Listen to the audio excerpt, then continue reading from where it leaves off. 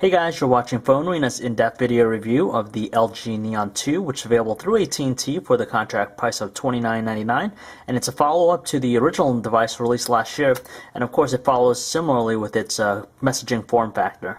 The design of the LG Neon 2 is pretty similar to the original with its all-plastic construction. It does make the handset feel rather cheap, and on top of that, we do notice sometimes that it scratches easily. There's a lot of design elements used with this one that are found with the original, and on top of that, it's decently sized, it's not too bulky at all. The Neon 2 features a 2.4-inch QVGA touchscreen that's 240 by 320 pixels and support for 262,000 colors.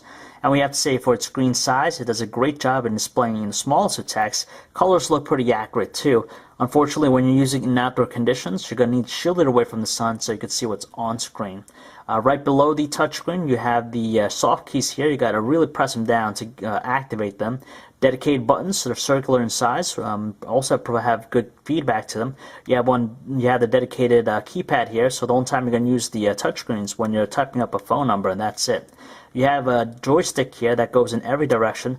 It's illuminated with various colors for notifications, and you can press it down to make a selection. On the left-hand side, you have the volume rocker, 3.5mm headset jack. On the right side, you have the shutter key, the task menu, the micro SD card slot. On top, you simply have the micro USB port, and back you have the 2-megapixel camera with the self-portrait mirror. And when you move the back cover, it gives you access to the battery and the SIM card slot. The keyboard design is pretty similar to the original just because the buttons are circular in size. They're a little bit flush to the surface, so it makes it rather difficult to feel them out with your finger. But luckily, they do offer a pretty tactile response when pressed. You have a directional pad right here on the right side. And the only annoyance that we found is that if you're typing up a symbol or character, you got to press down the function key once and do it. You just can't simply hold down the function key and do multiple characters. The interface on the LG Neon 2 is your straightforward one, since the only personalization options you have with the home screen is just changing the wallpaper, but it'll display the time and also date. When you get to the main menu, it's arranged in a grid-like form, so it's pretty much simple, and we didn't have any issues as far as navigating around it. The messaging experience is a little bit awkward just because of the fact that when you're typing up a message, you simply can't just type in all caps by holding down the shift key or typing a bunch of characters consecutively by holding down the function key. You got to press it once. Aside from that, you also have the ability to do Instant Messenger. You'll have AOL Instant Messenger, Windows Live, and Yahoo. And of course, it has mobile email that's typical of any AT&T phones out there. You just simply need your username and password, and that should be it. If you're into social networking, you'll be happy to find that AT&T Social Net's on here. So basically, it's a hub for all your social networking accounts from Facebook, Twitter, MySpace, and even some RSS feeds. So it basically aggregates a lot of status updates into one centralized area.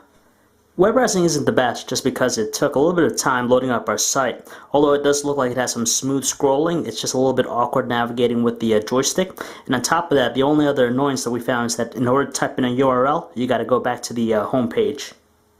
It's hard to imagine that some handsets out there have problems with just playing some low-resolution videos, and the Neon 2 is just that device. We have the video here encoded in MPEG-4, 320 by 240 resolution. Unfortunately, the audio does not sync up with the video playing, and there's a noticeable choppiness to it. We definitely like the music player on the Neon 2 just because it provides for some visualizations, as you could tell from what's on screen, and even the changing of colors with the joystick. As far as the volume from the speaker, it's pretty strong, very sharp, but you definitely notice that it kind of strains at the loudest volume. Don't expect too much out of the 2-megapixel camera on the Neon 2 just because the images it produces in outdoor conditions were generally underexposed looking, which tended to leave the shots looking rather dark, and colors were also on the bland side. When you use it indoors though, you definitely notice a little bit more fuzziness with the images. As for video recording, you're probably going to be limited to using it for MMS usage just because it has a maximum shooting resolution of 320 by 240 and a capture rate of 14 frames per second. So it's not going to exhibit the best quality, and also it's going to have a slightly jerky look to it. The only time you'll be using the touchscreen is just to make a phone call. As far as voice quality with the handset, the earpiece does produce some decent tones or strong ones, but there is a noticeable background noise and static on our end, with voices sounding a little bit choppy. On our caller's end, they said that they heard a little bit of an echo to it. When we switched to using the speakerphone though, it did produce some strong tones, but at the same time, it was a little bit muffled. Battery life on the handset's pretty average. We managed to get a talk time at 5 hours and 45 minutes when the manufacturer has it rated for 4 hours. And on top of that, the signal strength is pretty solid. We didn't have any issues as far as dropped calls. Although it's an inexpensive solution, the handset doesn't really play to the strengths of text messengers out there, just because of the annoyance that we found when trying to type up all caps, characters, or even symbols. Aside from that, some people might overlook its less tasteful design, seeing that it follows similarly to the previous handset, but might be fitting just because it's $29.99 on contract. So if you'd like to learn more about the LG Neon 2 or for all the latest cell phone reviews, news, specs, and information, you can check us out at PhoneArena.com.